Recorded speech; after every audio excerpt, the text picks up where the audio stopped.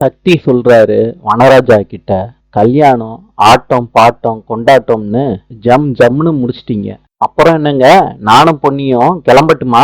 வனராஜா சொல்றாரு, தம்பி இப்படி அவசரப்பட்டா எப்படிப்பா? முக்கியமான விஷயம் இப்பதானப்பா இருக்கு.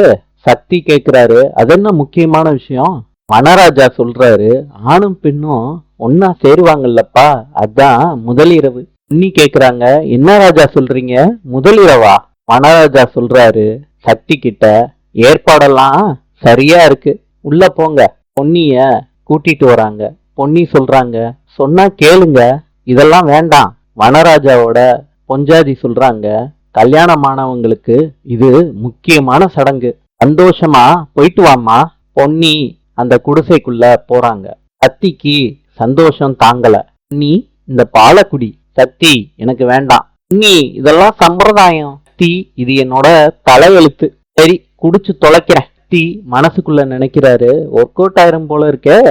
சந்திப்போம்.